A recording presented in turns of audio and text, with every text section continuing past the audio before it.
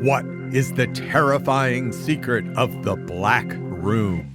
Who is the new Baron, really? And what good boy wants a belly rub? These and other questions will be answered in this week's It's Frenzy Friday. Welcome to Frenzy Fridays, a horror movie review show. My name is Gerry. And I'm Chris. And we are your hosts. On Frenzy Frights, we're going to talk about horror movies, monster movies, creature features, and spook shows of all sorts. So, Chris, what movie are we talking about today? Thank you, Professor.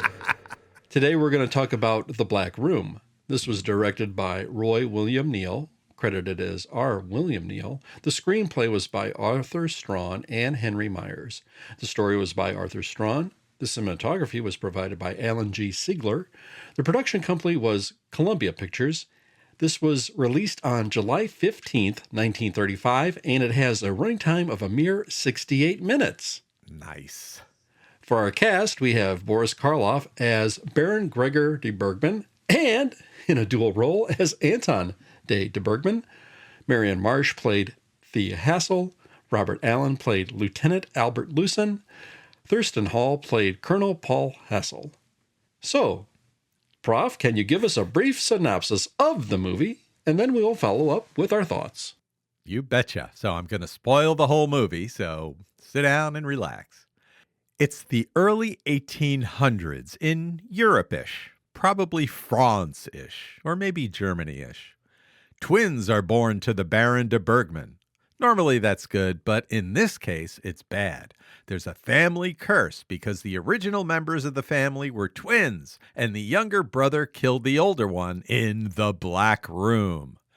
The family's concerned that the younger brother, named Anton, will be angry that he has no lands or power, and he'll want to kill the older one, named Gregor. However, the younger brother has also been born with his right arm paralyzed, so maybe it'll be all right. Maybe. The Baron decides to brick up the Black Room so the brothers can't get inside. 20 years pass, and both the twins grow up to be Boris Karloff. Gregor, the older, is running the house after the death of their parents, and the younger brother, Anton, has been traveling abroad and is now coming home at the request of his older brother, Gregor. Turns out the people in town hate Gregor because their women keep going missing, and surely it's his fault. They want to kill Gregor. It's an uncomfortable situation for the kindly and arm-crippled Anton that looks exactly like his brother. But finally, Anton arrives at the castle with his Great Dane, Thor. Everyone but the special effects team is shocked at how similarly the brothers looked.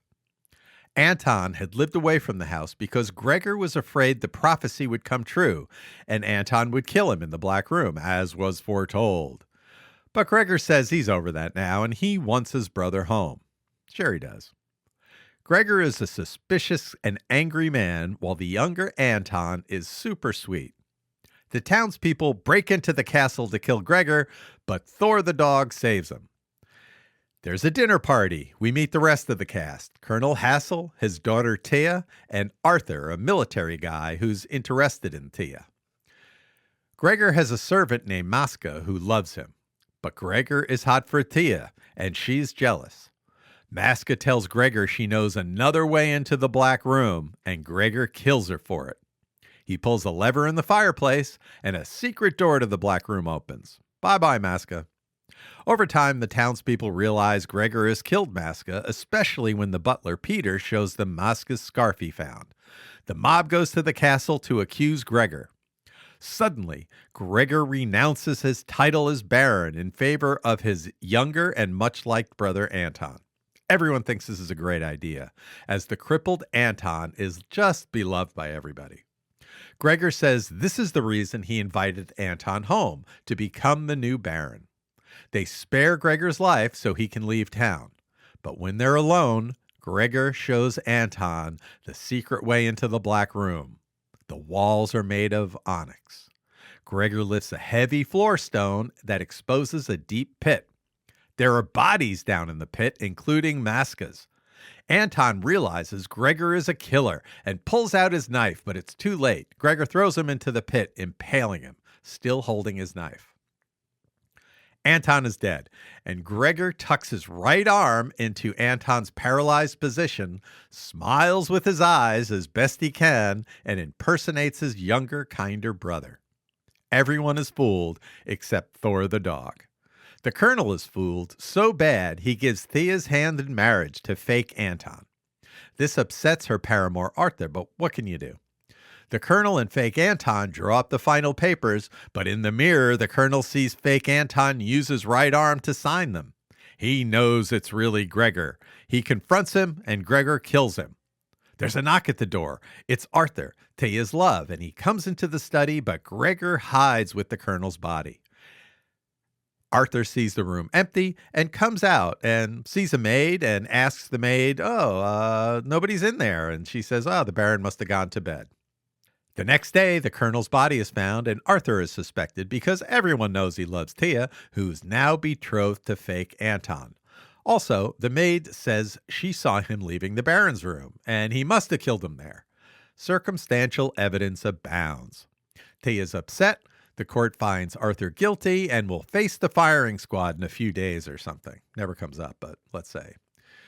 Let's have a wedding. Fake Anton and Thea are getting hitched. Just before the ceremony, Gregor decides to check on his growing body collection at the bottom of the Black Room pit. He lifts the stone, and Thor, sitting in the study, gets a whiff of his real dead master and knows that Gregor is a fake. Thor barks at him, and Gregor whips him. The staff sees this and is shocked because they know how much the kindly Anton loves that dog. It's really weird. Fake Anton leaves the castle for the church and tells the staff to kill that dog. Gregor leaves, but Thor escapes the house. Albert escapes from jail too and goes to see Thea in the bridal chamber. They declare their love for each other, but man, you gotta go or else you're gonna get caught. So the wedding starts. Here comes the bride, all conflicted and dressed in white. Everything goes as you'd expect until the I do's when Thor interrupts with an objection. He attacks the Baron, fake Anton, real Gregor, and Gregor uses his supposedly paralyzed arm to fend off the dog. Everyone realizes it's Gregor, not Anton. It must have been Gregor that killed the Colonel. Get him! There's a chase back to the castle. Gregor in a carriage and Thor in quick pursuit with the angry mob behind him. Gregor hides himself in the Black Room, but Thor knows the fireplace trick and leads the townspeople to the secret door latch. Thor enters the room and jumps on Gregor, knocking him into the pit, where he's impaled on his brother Anton's knife. It turns out the prophecy is true. The younger brother killed the older. Let's roll those beautiful credits. The end. Okay, Chris, tell us a little bit about The Black Room. Thanks, Prof. This movie is available on YouTube at the time of this recording. For our cast, we've mentioned Boris Karloff quite a few times on this podcast already. Here's the broad brushstrokes. He's a horror legend who's appeared in 174 films, including Frankenstein, Bride of Frankenstein, Son of Frankenstein, The Mummy, and TV's The Original, The Grinch Who Stole Christmas. He was born with the name William Henry Platt in London, with some speculation on how he chose his stage name. And he passed away in 1969 at age 81. Marion Marsh had a ton of film credits, including Svengali. She passed away in 2006 at age 93. Robert Allen did work in feature films and in B-Westerns. Thurston Hall appeared in 250 films and is said to have mostly played pompous and authority figures. I wonder if that's how the character Thurston Howell from Gilligan's Island got his name. I thought the same thing. Yeah. Hall's best-known TV role was as Mr. Schuyler, the boss of Cosmo Topper, played by Leo G. Carroll in the 1950s TV series Topper, a little bit before my time. Catherine DeMille was married to Anthony Quinn in a tumultuous marriage and is the adopted daughter of Cecil B. DeMille. The shooting for this film began on May 6, 1935, and finished on June 7th. Wow. Yeah, the movie was released on July 15th, 1935. Boris Karloff completed his scenes for The Raven in 1935, 1 month earlier on April 5th. This film was directed by Roy William Neill, who had numerous directing credits, including Frankenstein Meets the Wolfman with Lugosi and Chaney, and he directed 11, count them 11, Basil Rathbone Sherlock Holmes movies. Wow. Prof, what were your initial reactions when you first saw this film? Well, I paid for this movie on Amazon Prime. It was like $4. I really like the running time of this. It's a tight 68 minutes. And that's how long these movies, in my opinion, should be. I think that's a good horror movie length, in my opinion. The thing that really impresses me about this movie is that Karloff does a really great job as the twin brothers. His physicality in both scenes is totally different for the two brothers. You have this creepy, angry, willful Gregor who's always hunched or slouched, or he almost looks like a pirate sometimes. And then Anton, who's tall, regal, but crippled. He's got the arm hugged up against him. Very much like Karloff did with his arm in The Haunted Strangler, but without the face. And even the faces between Gregor and Anton just seem completely different. Anton is smiles with his eyes, happy eyes. And when Gregor smiles, it's not happy eyes, it's evil eyes.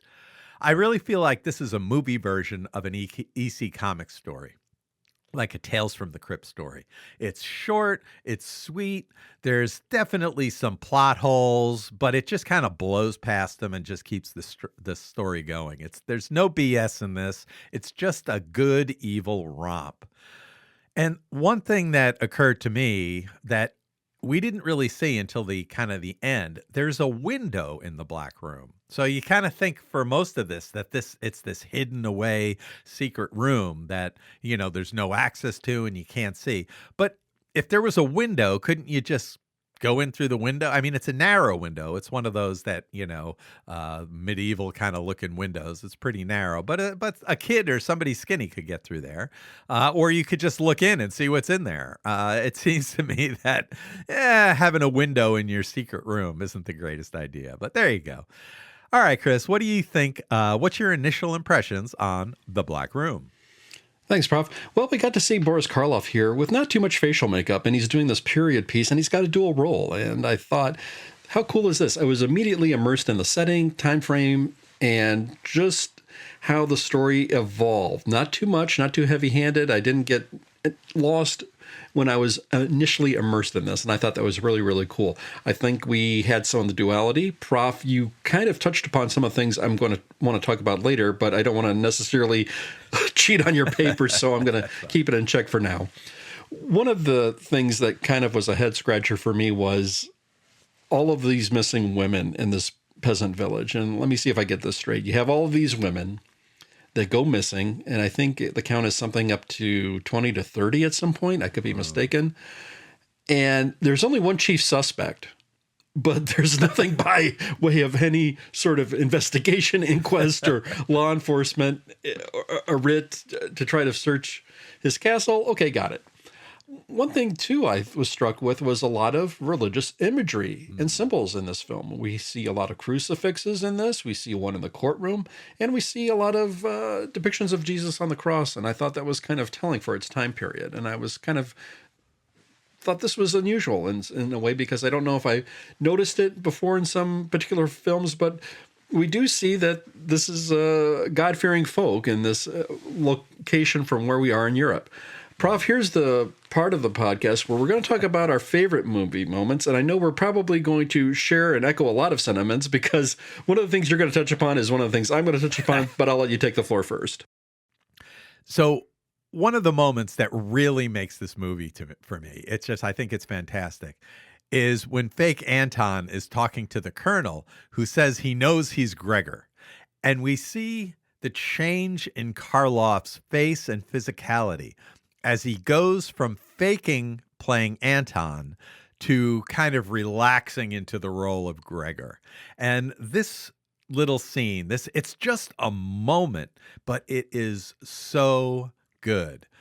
The change that Karloff makes as he goes from playing Anton to playing Gregor reminds me of the Superman 2 scene when Christopher Reeve does that switch from Clark with the glasses and then takes them off and changes his face and physicality to Superman. And then, oh, Lois is coming back, and he puts the glasses back and he goes back to playing Clark.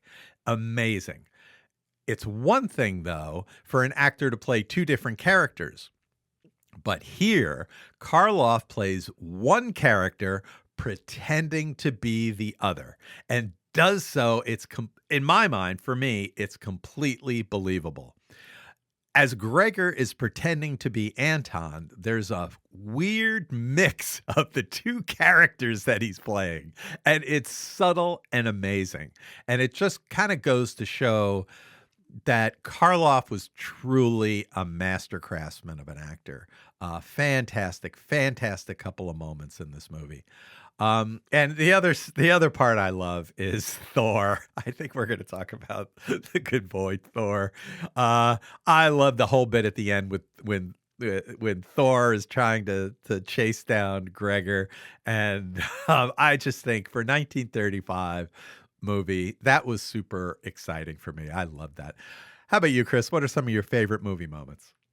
Prof, I can't help but echo your sentiment. Like you, I was thinking of Christopher Reeve in the first Superman movie after he does the little bit there and there's a transition, and the scene is cleverly shot with a mirror nearby Christopher Reeve, and he adjusts his posture, and then all of a sudden he adjusts the modulation of his voice, and I couldn't help but notice the transition. I thought Karloff here really did it effectively well with that, and just hearing his voice and mannerisms was just a delight to see Karloff in this, and I think this was an excellent performance.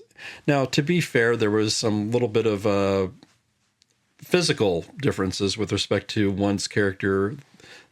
Hair was a little tousled, one was impeccably groomed and come back a little bit. But you had to create some differential bits to kind of differentiate the characters.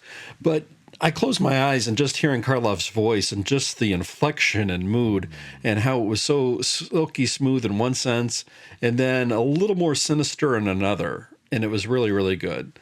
There were a lot of characters, too, eating fruit with a knife, which is sort of a bygone type of thing that I thought was kind of cool. And I don't know if it's sort of a Euro-centric habit. I don't know if people still do this, have like a little penknife in their pocket and they're just cutting little bits of fruit and putting it in their mouth.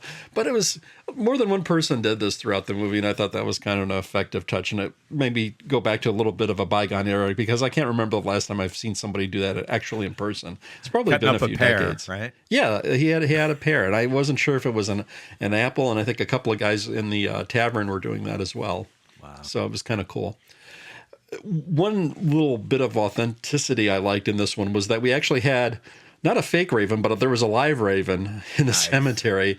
And I thought that was so cool and evocative. And it was just really how they kept the raven standing there on the perch. I thought was really, really nice. And it was kind of a nice little touch there just to have all these, of all places you see a raven in the cemetery. And I thought that was very, very cool.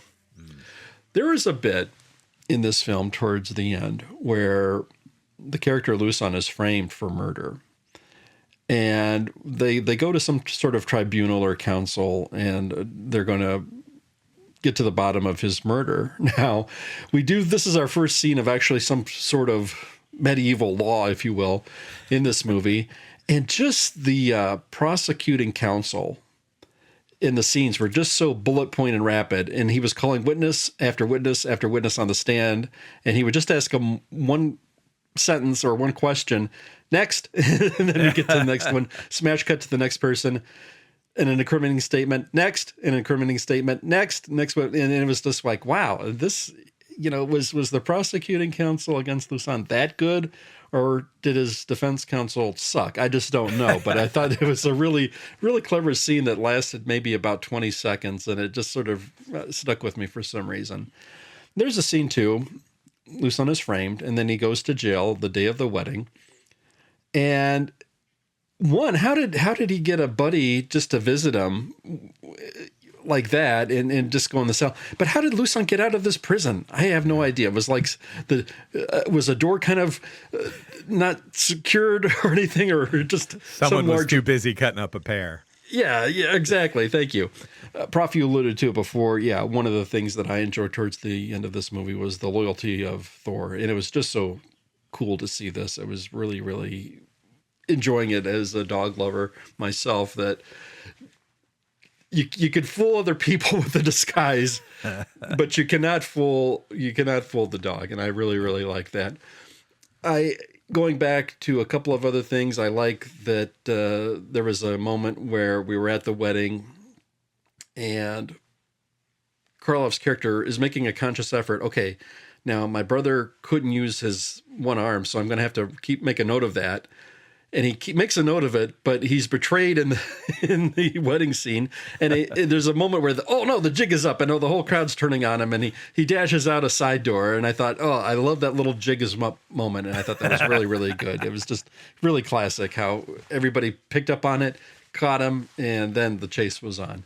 Prof, I think you touched upon this too. Like you, I had some thoughts of reading comics back in the day. And, though this movie predated EC Horror and Warren magazines by decades, yes, I can see this story really fitting in one of those mediums. It was a short story. I think it could have played out over a few pages in a nice black and white Warren magazine or an EC comic, and in some color, possibly done by Craig or Craig would do it. Or Ghastly Graham Ingalls maybe. I don't know, with a nice little sword scene in the pit. But yeah, this was something I could have seen in one of those mediums, and I thought this was a nice compact story with some really, really effective acting, and it was a fine film. Excellent. So how do you think the twins situation worked? So did the 1935 tech look real enough to you? Where Karloff was, or, Anton and Gregor were both shown on the screen? Yeah, Prof, as you and I have both seen our share of some really bad 60s sitcoms where we've could definitely see the little screen cut, or maybe even in the scene in Batman where Liberace is playing Chandel and his evil twin brother, where they're there. That just doesn't look too good. But yeah, I thought by 1935 standards, it did look real. Now, there are some scenes where, there was like a stand-in for him when they were just talking to each other, and you see the back of the head. I mean, this wasn't as bad as, say, a William Shatner doppelganger where they're fighting each other in one of in a Star Trek episode. But no, I thought it was very, very effectively by 1935 standards. I thought it was outstanding, and I thought, wow, in fact, it's how bad is it that I'm not immersed in the story, but I'm trying to look to see how the tech is and seeing, there's the split screen line where they're trying to do this. It's sad that my mind was conditioned to do that instead of just letting it play out itself. But I thought it was very, very done by 1935 standards. It was outstanding. What did you think? Yeah, I felt the same. I thought that, like you said, there were a couple over-the-shoulder shots where the guy with his back to you was obviously another actor with a wig on made to look like Karloff. And then sometimes, the way the angles and the way things were cut, it kind of felt like they were both on the screen at the same time, but they really weren't. But then I think there were two scenes or shots where there were two Karloffs on the screen. And I was really, really surprised at how well they were able to do that for 1935. Like you said, 30 years later, they were still trying to figure that out sometimes. And this time it really worked. But how about the twin curse, right? That's kind of a trope that's in a lot of horror stuff, where one twin will kill the other. And, we have fate versus free will. You have the evil twin and the good twin. Were they born evil like this, or have they been molded by the prophecy? How did you feel that the curse, the twins, the whole trope was handled in The Black Room? Thanks. That's a great, great question, Prof. And I kind of took it as a viewer just to say, okay, here's some foreshadowing. Now, I know they've kind of telegraphed the ending already. Here's the prophecy. Okay, now as a viewer, I'm set in my mind, okay, this prophecy is going to happen. But now the writing is almost painting itself in a corner cleverly, in such that they did a few things. First off, they had a character say, well, I know how to squelch this. Let's put some bricks and cement off this room so the prophecy can't happen. I said, wow, okay, so if they're going to go to that much length, now how are they going to, as writers, going to show these characters and fulfill this prophecy? I thought that was really good. And then right out of the gate, you have these characters, one so likable, and one initially you really weren't sure how the evil brother is quote unquote that evil, because there's some niceties there. Initially you see him and we don't really know what he's done. Right. And we don't even really can suspect him as much. It's like, well, maybe is there a third? Were there triplets? Maybe somebody else is doing this. But then after midway through, then we see, aha, yes, the one is very, very evil, and he's concocting these things. And that's another thing that bothered me in this film that I forgot to put in my notes, because there are a couple of sequences of murder. And pardon me, I'm going off track a little bit with the question, but I think the evil brother commits 2 murders, and there are so many scenes where someone is passing in a hall or entering in a room where he could have been caught with the victim, and it was, are you kidding me? There's one scene where a servant walks by and he doesn't see the woman of the woman that was just killed. I think she's in an alcove somewhere. I don't know how in the world the servant missed that. And then a maid walks into a room and he's hiding behind a door with the other male victim. And I thought, wow, there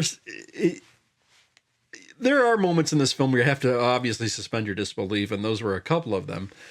But Prof, you asked, I'm going back to it, does the trope work? It worked for me, and I think I looked at it as the writing kind of painted itself in such a way as like, okay, they told me what the end is going to be. Now I'm going to enjoy the ride on how they get there and how they're going to make it work, and if there's the believability for it. And when we have this pit that just happened to be open and the brother falling down in it, and I thought, oh, please, I hope the dog doesn't fall in the pit as well. Yes. I don't know if you were thinking that Was. yourself. Yeah, Totally. because if it was just right at the edge where the dog does not go down the pit, mercifully, thank you. I'm glad they decided to go that way with it. That all of this did work for me. Prof, you brought up the question of fate versus free will. I really didn't think about that and go there. I just was so immersed with, okay, how are the writers going to take me from point A to the point B? Kind of, you told me what the ending is. Now, how are we going to get there? And are we going to do it with some plausibility? And I thought for the most part they did. Okay. How about the Black Room itself? So we hear a lot about it, especially right from the very beginning. The brothers are going to be killed in the Black Room, the Black Room, the Black Room. And we don't really see it until quite a way into the movie. We assume that Gregor is going to bring Mosca into the Black Room when we see him go into the fireplace, but we don't really see it until later. Is it a literal space or a symbol of just this kind of dread? It's not in the movie much, but it's in the title. And I just thought that, did that idea, and just for everybody's knowledge, I am removing the window from the Black Room in my headcanon. There's no window. But this onyx room that is just, where evil happens. Did this Black Room location kind of match the mystery and the dread that they were trying to set up?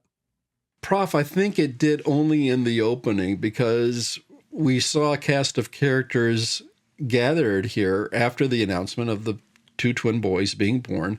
Yeah. Then the legend is foretold, and then we get this, and then there's the people's reaction to this. And I think that's where it worked. But for the rest of the film, I thought this was more or less sort of a MacGuffin, if you will. This is just a place and not necessarily something where evil happened and it's a haunted area. Something bad happened here, I will grant you that, but I don't think it really sustained its allure or horror type of area throughout the whole entire course of the story, if that makes any sense. Yeah, I think the initial cast sold it. We got their reaction to it, but after we moved on a little bit, I think it lost its sinisterness, if you will.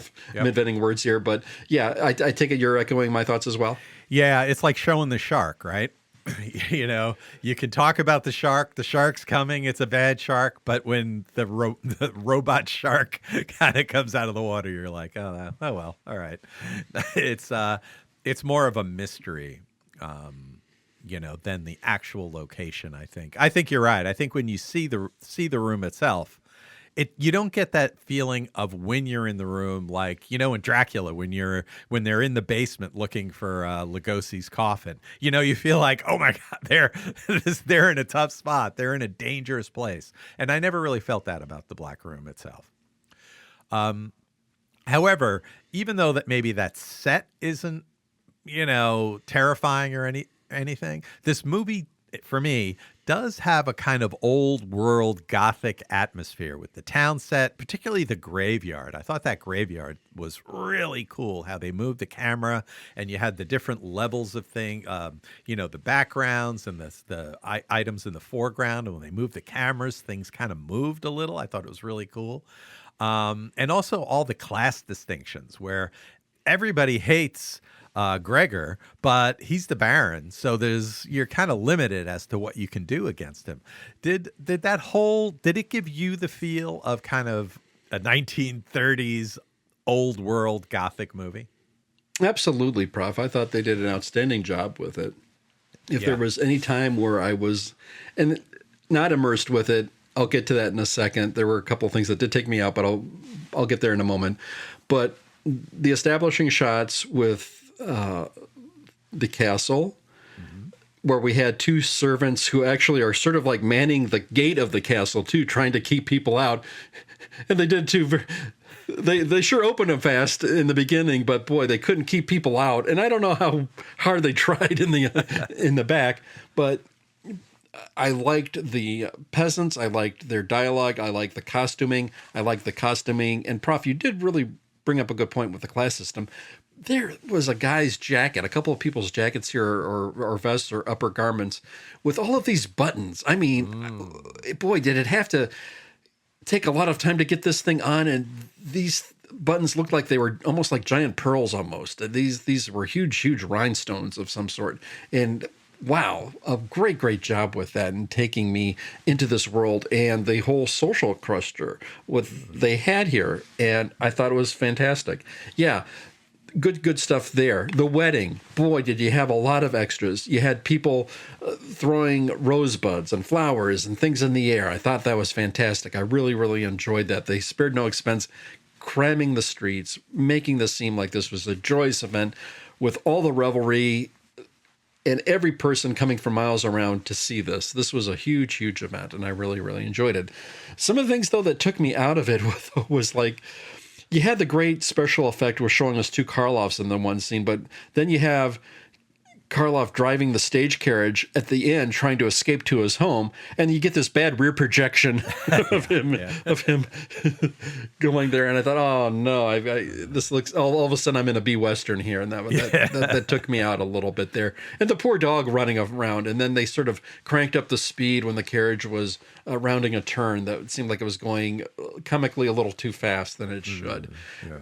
So there were a little bit here and there taking me out, but the poor dog chasing this carriage it had to be miles, and it just never losing his speed and sustaining that charge and sustaining his gait all the way throughout this, I thought was fantastic. So yes, I did get this. Prof, we had some scenes here. Did you buy it? Did you get the sense of this was like an old world Gothic setting, or did some of the things seem a little clunky and taken out for you with the way it was put together? I thought this worked for me. I particularly, like I said, the town set looked fantastic. I don't know what they used, if they used a Universal town set or what. I know this is a Columbia picture. And I also, like I said before, loved The Graveyard.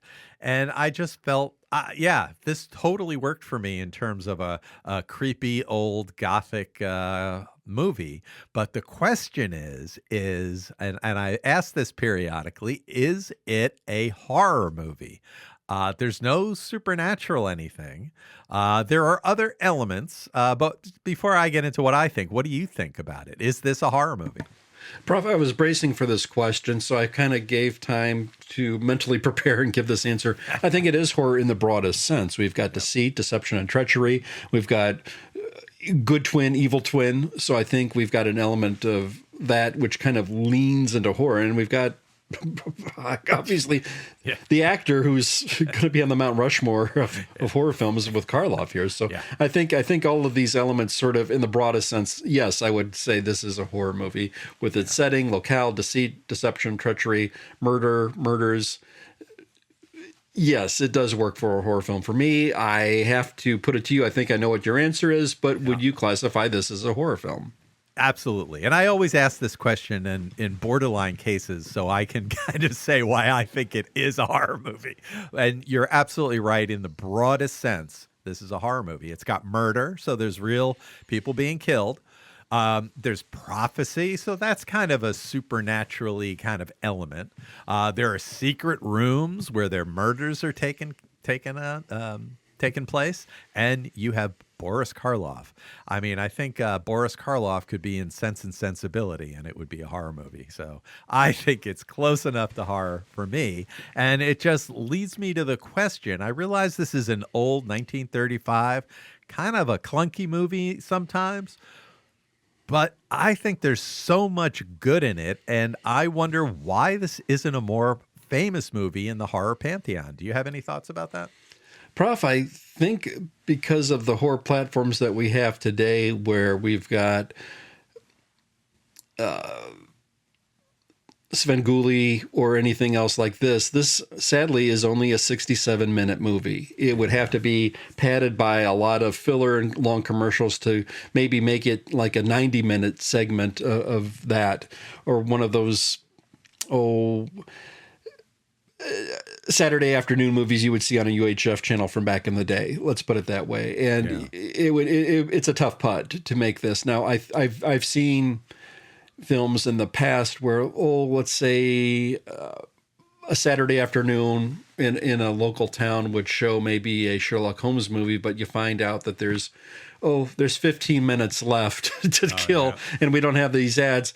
And they'd maybe show like a Laurel and Hardy feature or a Joey Brown movie or one of those little instructional videos with the films that I can't remember this guy's name. I'll remember it for the next show. And those, I don't know, Prof, if you were in a scenario like that where you were watching a film as a kid on, say, Channel 9 out of New York, and the film ended a little too soon, so they had to pad it a little bit. I think they had to do this in Detroit as well. They certainly did it in Memphis, where I grew up. But I think a 67-minute movie is kind of tough to show it and put it on a platform simply due to its running time. It's certainly no fault of the film itself or the actors, and I can't think they could have done any more with this story as such as it was. I think they kind of covered all the bases. I don't think you could have added anything. I think anything that would have been added certainly would have been superfluous. I don't think we needed necessarily another murder or another victim or any more characters. It is what it is, and I just think sadly it's just the running time that is its detriment, that maybe it's not out on more platforms. Prof, do you posit any theories with respect to that? Well, the one thing that occurred to me is that it's a Columbia film instead of like a Universal film, so it didn't get the creature feature release. And I also, if you know the movie Return of the Vampire with Lugosi, it's almost a sequel to Dracula. Almost.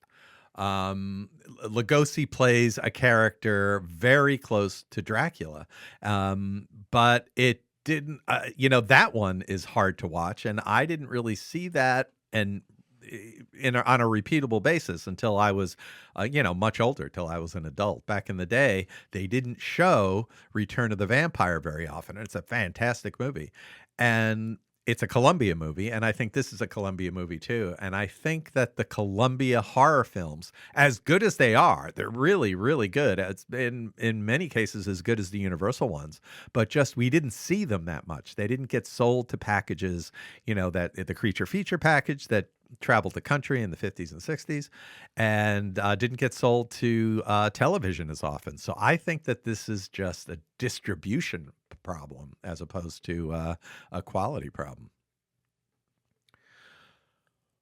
Well, thank you for checking out Frenzy Frights. Check out our other shows, the Professor Frenzy Show, where we cover indie comics, That Guy in That Show, where we look at great character actors, and our Twilight Zone episode review, where we review Twilight Zone episodes. Thanks for listening and watching. Now is the segment of our show where we talk about our thank yous. We want to share some comments that we got on our past episodes as well. And we'll start with Cat Victory. We talked about the film The Changeling, and Cat Victory chimed in. Check out another creepy film review with Chris and Gerry on Frenzy Frights, a Professor Frenzy Show production. Thank you very, very much, Cat Victory. Recently, on Chris's Comics Corner, we talked about The Flash, number 268. Cat Victory chimed in with this comment. I went to a cosplay dressed as a bucket. It was a pale imitation. Oh, get it? Got me.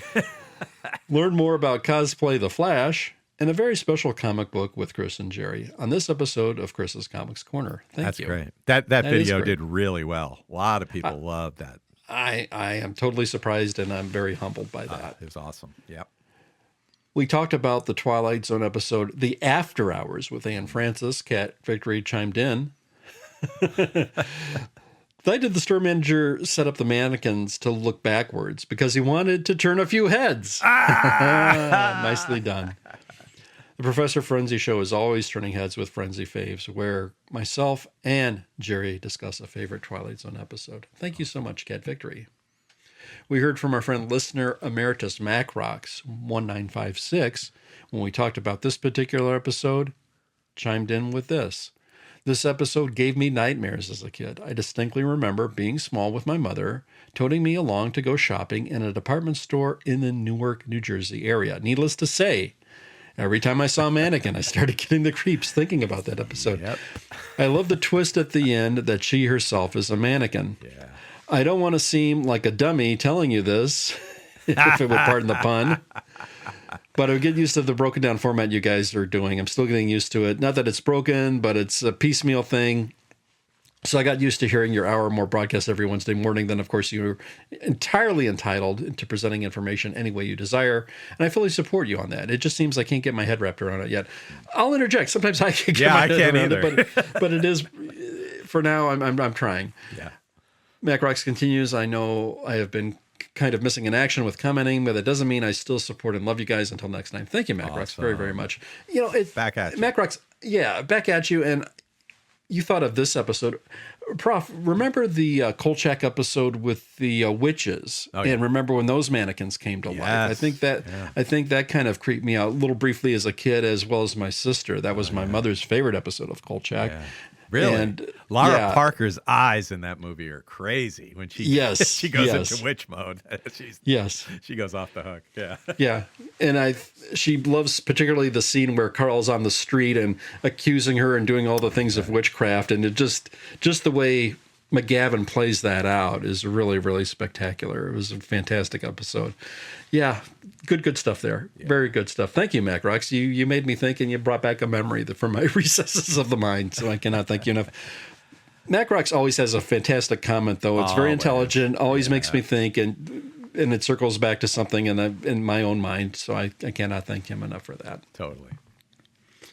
And with that, we also want to give some shout-outs to Obi-Wan, Bill in Colorado, Gopher No, BK in Detroit, nice. A.K.A. Be Kind in Detroit. Thank you very much. See what it does there. And, of course, all of our usual suspects. We'll start with the mascot of our show, Robin at Robin031.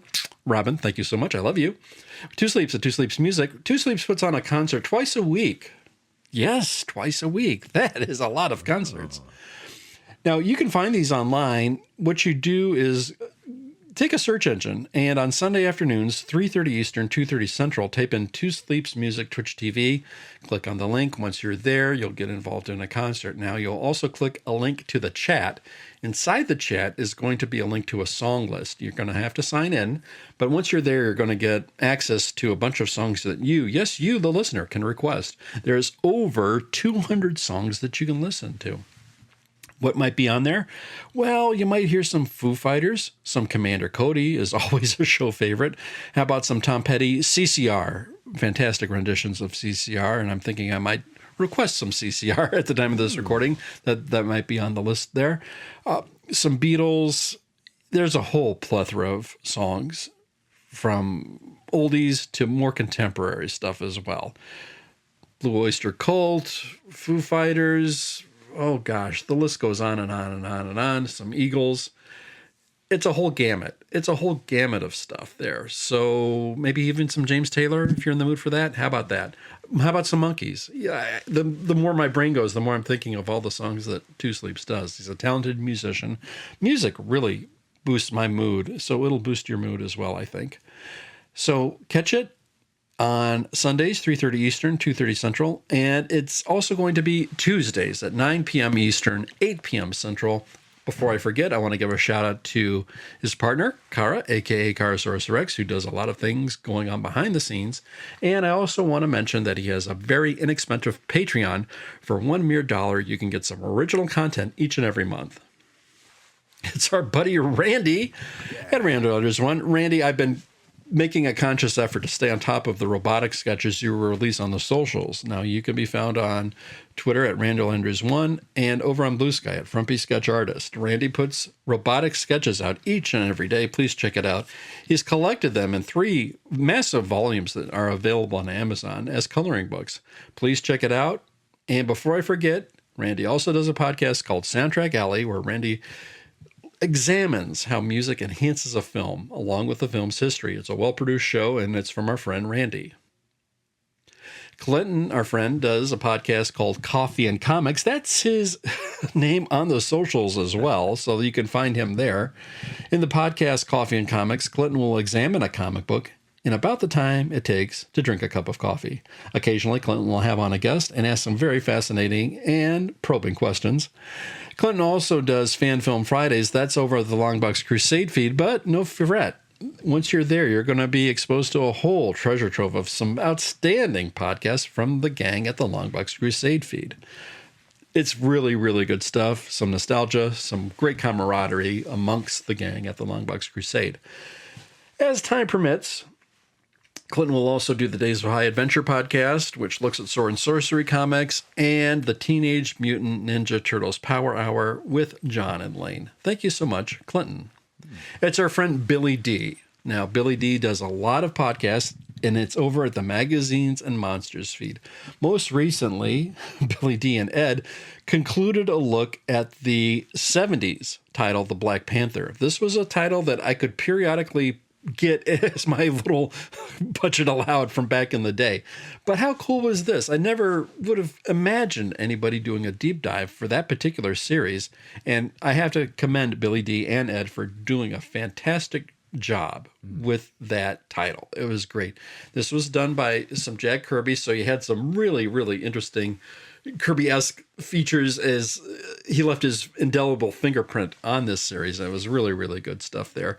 I totally enjoyed it. Now, Billy D has a whole treasure trove of podcasts. Billy D, I owe you a little bit better, and on the next show, I'm going to try to cover all of the recent things, but I really want to applaud the work that you and Ed did, especially when you just wrapped up your run examining the Black Panther stuff. Good stuff there. It's our friend, listener, Emeritus Mac Rocks. It's our longtime supporter, D.S. May Collins. Thank you. Chris Hamby, thank you so much. The Gringo. It's the Rad Adventures. It's our friends Darren and Ruth at the Rad Adventures Network with a whole long list of podcasts, be it examining Warlord Worlds or Xenozoic Xenophiles. Very, very good stuff. Or even stuff where they have little one-off episodes where they're examining past detective shows. Fantastic, fantastic stuff. Before I forget, it's our friend Bill Beer, along with Jay David, looking at the Batman comics, both past and present. If I overlooked you, I'm totally sorry. Please let me know on the socials at B2 and Bad Books. Better still, let the professor himself know at Professor Frenzy. Listeners, thank you for listening, and thank you very much for your longtime support. It's